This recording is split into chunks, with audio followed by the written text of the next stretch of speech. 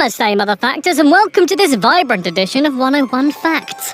I'm Sam, and today I'm here to talk about a country that has broken multiple world records, created cinematic history, and has some of the best food ever created. Even for people like me who find water a bit spicy. Yes, it's India, and by the way, I'm sorry in advance for any absolutely terrible pronunciation. But which Indian event can be seen from space? How can moustaches earn you extra cash? Do elephants really never forget? Because if so, I have a few apologies to make. 2 out of 3 of those questions are going to be answered, so hold on to your Taj Mahals and get ready to discover one of the most intriguing countries in the world. This is 101 Facts about India. Number 1. First things first, I'm the realist, but also there's a lot of people in India. In India, that's a surprisingly difficult thing to say. India's population is 1.331 billion people. Number 2. In fact, there are so many people in India, it's predicted that the country will even pass China's population in 2028. That's in 11 years, by the way, and China's massive. Number 3. There are 6 big languages spoken throughout the country, namely Hindi, Bengali, Telugu, Marathi, Tamil, and Urdu. Sounds like a lot, but compare this to 1961, in which the Census of India listed 1,652 languages, which, my God, sounds so confusing. Many of these dialects have since died out, which I'm sure is a relief to all those writing tourism guidebooks for New Delhi. Number 4. India has a booming film industry. In fact, it's the biggest in the world. Their industry produces more than 1,100 films each year. A year? I've been working on my biography film for 2 years, and they made 2,000 films in that time? Mind you, I'm not a country. Maybe if you drop the last syllable. Number 5.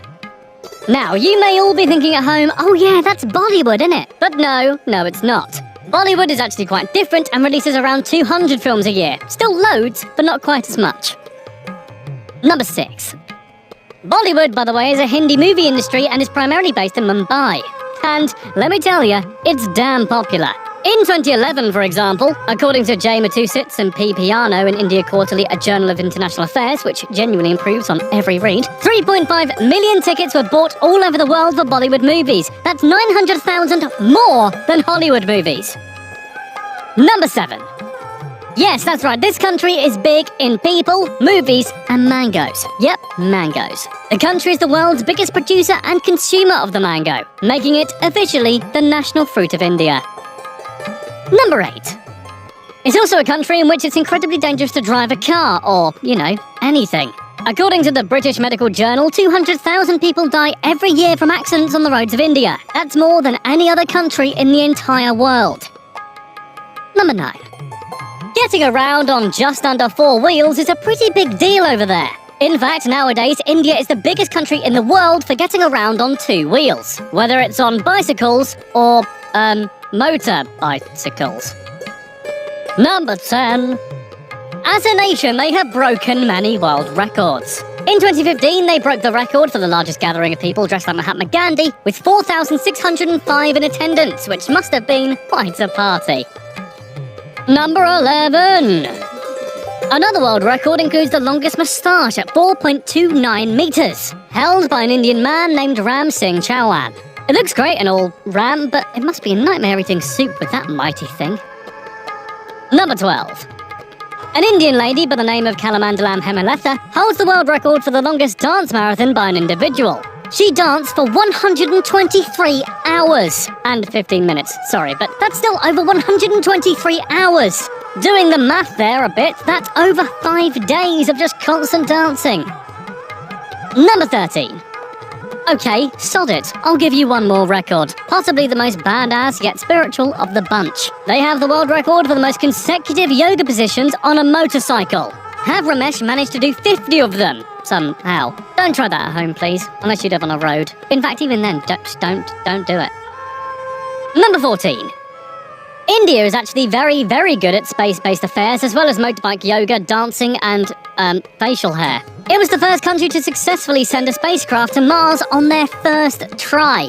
The Mars Orbiter mission, aka MOM, aka MARM, was launched in November 2013 and has been orbiting in space since September 2014. Number 15. As well as that, water on the moon was first discovered by India's ISRO Chandrayaan in September of 2009. Number 16. In fact, we all kind of owe India a lot because they gave us absolutely nothing. Literally. Well, kind of. An astronomer by the name of Aryabhata devised a number system that included absolute zero, i.e. nothing. See what I meant there before now? While he didn't invent the number zero itself, he invented the place where it would go, if that makes sense. Number 17. In 1963, the Indian Space Research Organisation launched India's first rocket from the Thumba Equatorial Launching Station. The rocket itself was so light, it was transported to the station by a bicycle. Number 18. The 26th of May is Science Day in Switzerland. Now you may be wondering, Sam, you big idiot trumpet, this is India and not Switzerland, but bear with me. The entire day is in honour of ex-President APJ Abdul Kalam, who studied physics and aerospace engineering. He was called the Missile Man because of his development of ballistic missiles and launch vehicles. So, not a guy you would want to irritate, I imagine. Number 19. APJ Abdul Kalam, while President of India, actually posted a question on Yahoo Questions asking how to best tackle terrorism as a planet. Over 31,000 people answered. It's a toughie, I'll give it to him. I'd have to have googled it too. Number 20. Now it's time for a fact about a tomb. Oh, lovely, I love a tomb. Humayun's tomb, which is located in New Delhi, is the world's first garden tomb. It was constructed in memory of the Mughal Emperor Humayun, as the name suggests. Number 21. The country has one of the longest-lasting and oldest civilizations in the world. The Indus Valley, for example, which takes up 5% of India itself these days, as it's now mostly Pakistan, dates back to around 2400 BC, aka 4,500 years ago. Number 22. A lot of India would be likely to say no to a burger if you offered. After all, around 20 to 40% of the population are vegetarian, which makes it the world's largest population of non-meat eaters. Number 23. Some of their most popular dishes are vegetarian, in fact. Pani Puri, Matar Paneer, Vada Pav and Chol Bhature are all very popular and very meat-free. Number 24. A place named Chail is home to the highest cricket ground in the world. The ground is located on a hilltop, which is 2,500 metres above sea level. It's since been, straightened out and levelled out for a playing ground, obviously. Otherwise, cricket would be a lot damn harder. Number 25. The world's oldest recognised university was originally educating the living heck out of people in India. The Takshashila, aka Taxila, was founded in 700 BC and is located in the northwest of Bharat, which is technically now Pakistan, but used to be India. Number 26. We have India to thank for one of the world's most popular board games, and one that makes me feel stupid every time I play it. Chess. Chaturanga, or Catur for short, was invented in ancient India and is the ancestor of chess. It eventually evolved into chess, like a very thoughtful Pokemon, when it was brought to late medieval Europe. Number 27. We also have India to thank for another one of the world's most popular board games, and one that is genuinely harder to win than chess, Snakes and Ladders. The game also originated in ancient India and was introduced to Victorian England in 1892. I wonder if it was played with real snakes. Nah, probably not. Probably a stereotype too. Sorry. Number 28. The Taj Mahal is one of the 7 wonders of the world, and, well, just look at it. It looks lovely, doesn't it? It cost around 32 million rupees to build, which in today's rate of coinage would be 52.8 billion rupees, or $827 million US dollars, or 648 million British pounds, or 738 million euros, and, well, I can't go back through every currency, can I? We'd be here all day. Number 29. You know the phrase, Taj Mahal wasn't built in a day. I think that's the phrase anyway, isn't it? Oh no, it's Rome, sorry. Anywho, it certainly wasn't built in a day. In fact, it took 22 years to build it.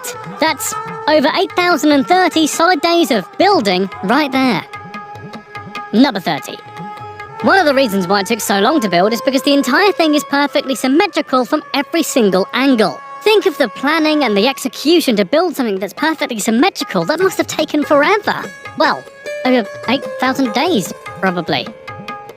Number 31. The Taj Mahal is very pretty and everything, but what is it? I hear you cry. Well, it's actually a grave. A very pretty grave. Sort of. It was commissioned by Mughal Emperor Shah Jahan to house the mausoleum of his favourite wife, Mumtaz Mahal, who died in 1631. Number 32. Mumtaz must be delighted now because she has 8 million people visiting her final resting place every year. I aspire to have at least half that many visitors when I'm dead. I kid, it will probably be a pigeon and maybe the odd vole. Number 33. Princess Diana, and no, I don't mean Wonder Woman this time, I mean the actual Princess Diana, had her picture taken while sat on a bench in India in front of the Taj Mahal. This bench has since apparently become a huge tourist attraction. Same goes for the bench down my road. Apparently, Danny Dyer sat there once. Number 34. India are the kings and queens of outsourcing, which means doing work for companies in other countries. 80% of European and US outsourcing is in India, and it's an industry worth $150 billion, contributing to the economy quite massively. Number 35. Dr. Rajendra Prasad was the first president of the Republic of India. Allegedly, Prasad only took 50% of his salary for the job, which was about 10,000 rupees. Number 36. If you're an elephant watching this, first of all, hey, big fan of your species, and secondly, listen up if you want some vacation advice. There is a spa for elephants at the Punathur Kotta Elephant Yard Bridge Innovation Centre in Kerala. They can get a bath, some good food, and a massage. Aww. Number 37. Cows are sacred in Hinduism and so are revered in India. Don't confuse that, by the way, and think that they worship them. They don't, they just respect them. And why wouldn't you? I mean, look at this lovely lady right here. Utterly fantastic. Udder. Number 38.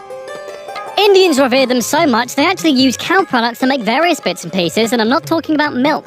Cow dung is used for stuff like soap, and some even bathe in cow urine. Big fan of your milk, guys, but the rest, it's not for me, thank you.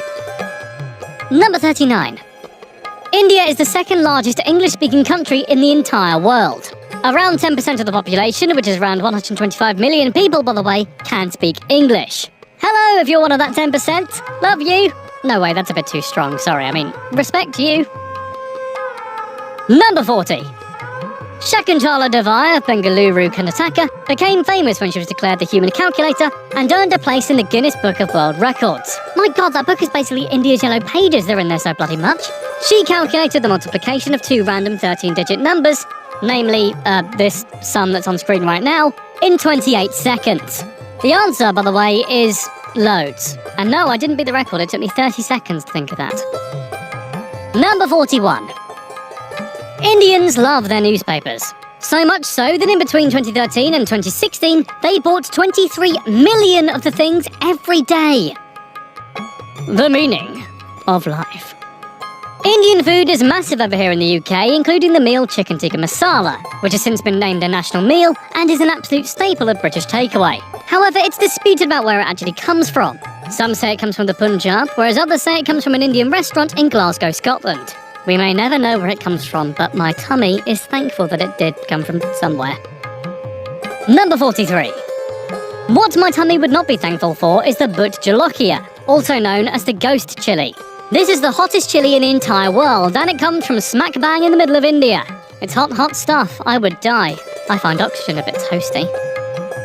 Number 44.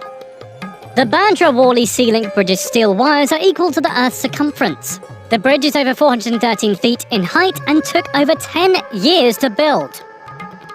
Number 45. Shampoo is an invention of India, so thanks India for making me look so #fabulous. The word dates back to 1762 and comes from the Hindi word champo, which in turn derives from the word chapayati, which means to press, knead and smooth. Still not sure where the poo comes from. Well, I know where that poo comes from, but you know what I mean. Number 46.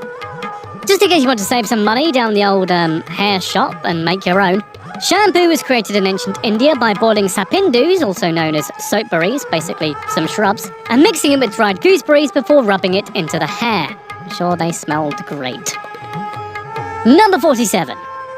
India loves sport.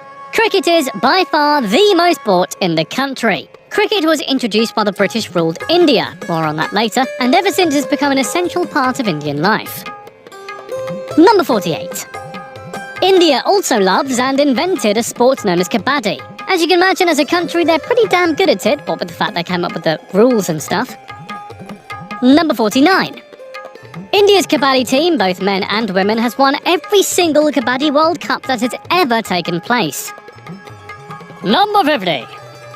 In case you don't know what kabaddi is, it sounds like a riot. Kabaddi is a team contact sport in which there are two teams. The two teams send a raider into the opposing team's side of the field. The raider will then earn points by touching the opposing team members, oh, kinky, and returning to the home side, all while taking a single breath. Sounds fun, I might try that in the pub. Number 51. If you're a police officer in India and you have a moustache, then you can expect a raise in money as well as in manliness. For some reason, if you have a moustache as an officer, you receive 30 rupees more a month. At least that was the case anyway for 10 officers in Madhya Pradesh. Number 52. Rabindranath Tagore wrote India's national anthem, Jana Gana Mana. He also wrote the Bangladeshi national anthem, Amar Sona Bangla too, as well as Firework by Katy Perry. Okay, maybe not that last one, but still 2 national anthems, that's pretty swish. Number 53. India's flag was adopted in 1947 after they became independent from Great Britain. Yeah, by the way, sorry about that whole thing, India. The flag has to be made out of a special cloth or silk called khadi by law. Khadi, by the way, was made popular by Gandhi. I want Gandhi. Dun, dun, dun, dun, dun. Number 54. The symbol in the middle of the flag, by the way, is the Ashoka or Dharma Chakra, also known as the Wheel of Life, which isn't a game show, but rather a symbol that represents the nation and the importance of justice in life. Number 55. India's national bird is the peacock, and the national animal is the tiger. There's about 100,000 cocks throughout the country, and they are protected culturally and by law. Peacocks, I mean, by the way, not yeah, I shouldn't have abbreviated like that, should I? Number 56. In 2014, there were just over 2,200 Bengal tigers in India, but their numbers are decreasing at a very rapid rate, the poor little tigery things. Number 57. Rupees is the currency used throughout the country, as I'm sure you gathered by me mentioning rupees a lot in this video already. And no, they're not the same as the Legend of Zelda rupees either. Quick side fact about them, by the way. In the manual for the first game, the gems are actually called rubies, but in the game themselves, they are called rupees. Anyway, back to you, Sam. Thanks, Sam. Number 58. Anyway, the current exchange rate is 1 rupee to 0.016 US dollars. That's 0.012 British pounds, 0.014 euro. Oh, bloody hell, I'm not doing this again. Number 59. In Tamil Nadu, many fishermen were dying at sea because they could not afford safety gear.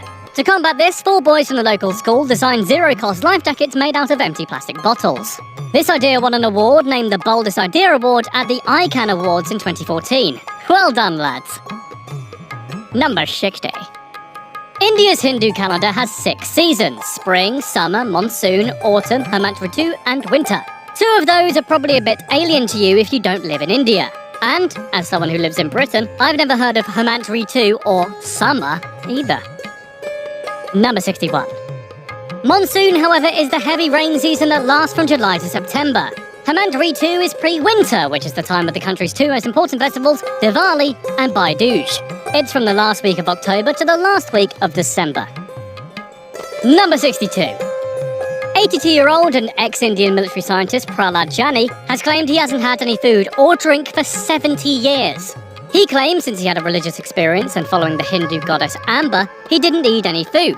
Oh man, I wish that worked for me. I worship my goddess Jennifer Lawrence and I'm still chomping on lasagna 24/7. Number 63. A Hindu gathering known as Kumbh Mela happens every 12 years. In this mass pilgrimage, Hindus bathe in the holy river. It's one of, if not the world's largest gathering of people, so large in fact you can see it from space. Nintendo 64. India has around 300,000 mosques throughout the country, which is apparently more than any other country in the world. Number 65. There's also over 154,000 post offices across the whole of the land, with a single post office serving around 7,175 people on average. Number 66. This includes people living on or under the water too. A floating post office in Dal Lake in Srinagar set sail in 2011, and I've heard it's first class. First like a stamp. Number 67. There's a lot of rain in India, what with them having a whole season dedicated to it. Mawson Ram in Meghalaya has some of the highest annual recorded rainfall in the world at a whopping 11,872 millimeters of rain every year. Number 68. Let's hop back into Bollywood for a bit because it's a topic I enjoy so damn much. Unlike Hollywood, Bollywood is not a physical place and is more of a nickname for the industry. The B comes from Bombay, which is now known as Mumbai, so actually it should be known as Mollywood, although that just sounds like the name of an elderly librarian. Number 69. Oh. The first full-length motion picture made in India was Raja Harishchandra, which was shot all the way back in 1913 and, as you can see, is an absolute super fun watch, with some special effects genuinely better than some movies today. Number 70. The Bollywood film Koho Na Pyar Hai won 92 awards, the most ever won in Bollywood. It was even added to, yes, you guessed it, the Guinness Book of World Records in 2002 for this momentous achievement. Number 71. Bollywood's superhero action flick Ra.One cost 1.25 billion rupees, that's over $19 million by the way, to make. The film was screened in over 3,500 cinemas in India and made 2.1 billion rupees back, which is just over $32 million. Number 72. Actress Kareena Kapoor wore over 130 different dresses in the film Heroine. The dresses were all designed by different top designers around the world. Number 73. In 1932, the Urdu play and opera Inda Sabha was released on the big screen as a musical. Now, Bollywood does not do musical by halves, and the film features 72 songs and runs for 211 minutes, which, by the way, is over a butt-numbing 3.5 hours. Number 74. Fatima Begum was India's first female director who first directed her movie Bhubel Paristan way back in 1926. Number 75. Bollywood can mean big money if you're successful in it, which, alas, I probably never will be. Actor Salman Khan, for instance, is reported to be paid around 55 crore, which is also around $7 million, for every film he's in. Number 76. Something else to bear in mind, money-wise, is that it's been reported that the population of India spends around $2.6 billion on box office tickets to see Bollywood movies every year. It's a lot of billions. Number 77. Also take into account the fact that in 2012, Bollywood made 1,602 films that year. The US only made 476. Oh, come on, US, catch up. You have around 14,000 cinematic universes going on right now. Number 78. Hey, speaking of cinematic universes, India actually has its own Spider-Man. In the Marvel series Spider-Man India, Peter Parker is instead named Parvati Prabhakar and gets his superpowers from a yogi instead of a radioactive spider. Number 79. Filmmaker and man whose full first name isn't Bazooka but really should be, Baz Luhrmann, says that he gets a lot of influence for his films from Bollywood's extravagance. Moulin Rouge is an example of this, which also features music from Bollywood films. Number 80. The 2011 film Rockstar was filmed backwards. No, by the way, this wasn't a strange, artistic new way of shooting. It was so that star Ranbir Kapoor's hairstyles didn't break continuity. The film cost around $600 million to make and made $1.06 billion at the box office. Number 81. Any fans of rivers out there, you should be damn happy because your time has come in this video. The Ganges River, which begins at the southern slope of the Himalayas and runs through India and Bangladesh, runs for a total distance of 1,560 miles, or 2,520 kilometers. Number 82. The river is sacred to the Hindu faith and is worshipped as the goddess Ganga. The river is also used for bathing too, making it probably the holiest bath in the world. Number 83. Speaking of water, actually there's around 200 different species of fish and amphibians in India and in the Ganges River, including dolphins and sharks. Oh, yeah, maybe best not to bathe in there then. Number 84. There's, even more reason why it may not be best to have a dip as well. Turns out the river is heavily populated by human waste and some parts are becoming shallower because of climate change. In fact, in 2007, the river was 5th on the most polluted river in the world list. Number 85. Also, a lot of dead bodies are washed up on the beds of the Ganges, mainly for when people have died and their family can't afford to bury them, which is very sad, but also more reason not to probably dip your foot in there. Number 86. Alexander the Great, a man who basically became king of everything in the 300s BC, tried to make his way on the Indian scene to conquer the country too. He ultimately failed though, despite his best battling efforts. Number 87.